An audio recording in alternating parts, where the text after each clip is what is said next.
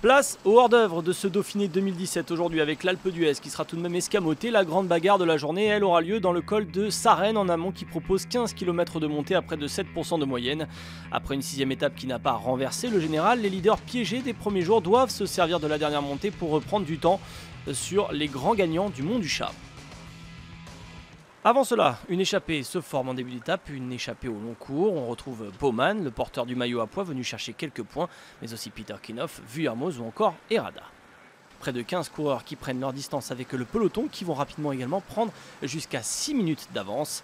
L'échappée reste unie mais au fur et à mesure d'autres hommes forts tentent de sortir du peloton. C'est le cas de l'américain Andrew Talansky. Le vainqueur 2014 tente sa chance dans la côte de Garcin. Les hommes placés à l'avant sont déterminants. Les Cannondale ont envoyé Clark qui va servir de rampe de lancement pour Talansky. C'est également le cas des AG2R avec Vuillermoz car à 3 km du sommet du col de Sarenne, Romain Bardet passe à l'attaque et rejoint son coéquipier pour tenter de faire des écarts dans les derniers lacets de la grande difficulté de la journée. Au sommet du col de Sarenne, Peter Kinoff et Ben Swift ont résisté et passent en tête. Dans la dernière montée vers l'Alpe, bien plus fort en montagne, Peter Kinoff lâche son compagnon restant pour aller chercher la victoire d'étape. Bardet, lui, un peu plus bas, lâche un à un tous les membres de l'échappée initiale et va réaliser la bonne opération de la journée. Dans le peloton, malgré quelques tentatives, c'est bien Richie Porte le plus fort. L'Australien va même lâcher Christopher Froome à moins de 2 km de l'arrivée. Peter Kinoff un peu plus haut s'impose devant Ben Swift. Bardet, 5e du jour, vient couper la ligne 1 minute après et reprend du temps à tous les autres favoris.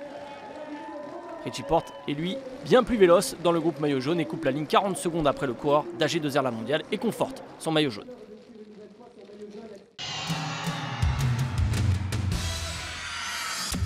Dernier grand rendez-vous avant le Tour de France, le Dauphiné permet de constater quelles sont les forces en présence et à ce petit jeu, Richie Porte continue de faire forte impression.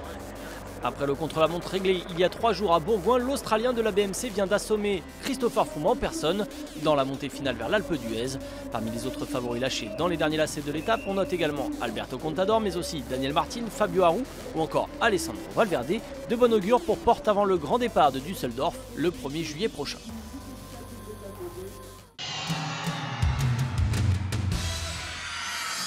Je pensais initialement que Ben Swift allait aider Ulissi qui était à l'avant également. Vous savez, je cours contre Swift depuis qu'on a quoi, 9 ans.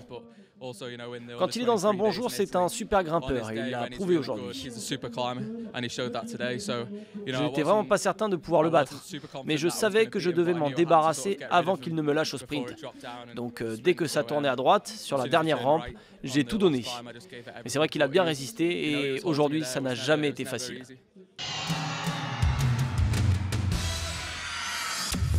Deuxième succès de Peter Kinoff sur le Dauphiné, lui qui avait déjà levé les bras à Albertville il y a 2 ans.